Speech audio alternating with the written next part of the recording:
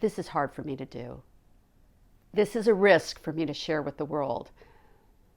I have written a very personal solo show called The Road Back about my journey into and out of a severe clinical depression that I experienced 10 years ago.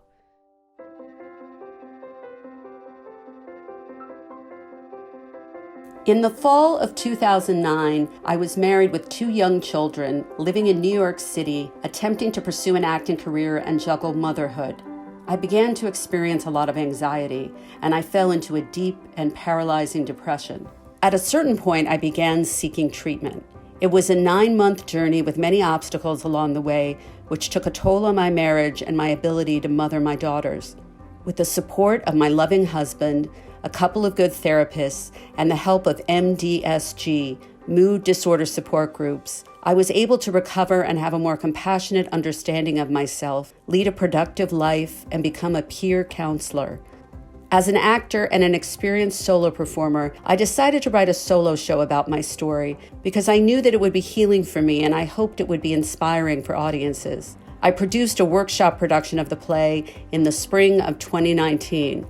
For the purposes of this fundraising video, I reached out to several women from MDSG who saw the workshop production and asked them to share their thoughts about the play. Well, I would say that everyone should see this play. I think it is an eye-opening look into one individual's story of struggle with mental illness. In general, it's a great builder of awareness and sort of a way of currying empathy for those who are having this difficulty, and maybe it opens the way to better support, better treatment, more understanding, destigmatization. Well, I think that this play brought depression into a new light.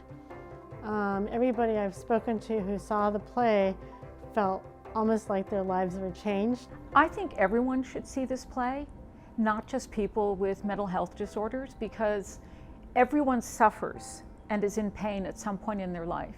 And to be able to go public with it and normalize pain and suffering is a very powerful tool. One goal I have for the play is to make sure I directly reach out to the mental health community in New York City. People in recovery, families of people who are struggling, people who have struggled in the past. This is the kind of theater I love to create. Theater that can lead to real change. You know, I didn't really understand that much about it. So much of our society and our culture talks about just sort of gunning through things and pull yourself up by your bootstraps. And that's sort of what I feel like a lot of people think about depression is like, oh, you're just, tired, or, put on a happy face. We live in a time when people have begun to share their stories about experiencing depression on social media outlets like Facebook and Instagram. This is reducing stigma in our culture.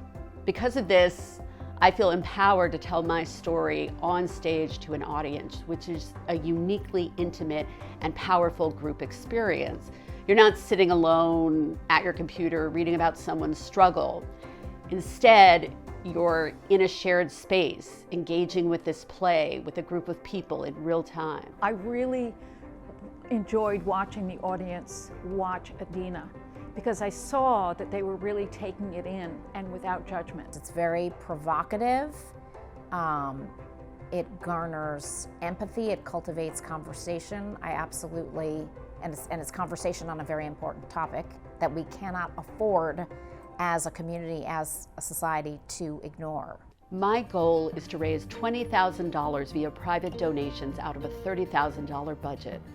All donations are 100% tax deductible.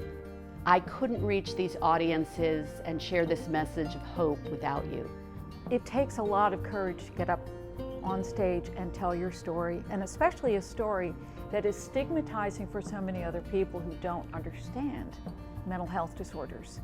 So for Adina to give us that gift of telling her story and being brutally honest about everything she has gone through means that the rest of us, hopefully, will be willing to open up and get support and tell our stories too. It creates this sense of normalizing depression, and I think that It's joyful and it's hopeful and it's funny, and I think that that's what we need. Most people do get better. I got better. There isn't a cure for depression, but you can learn how to manage it. There is hope.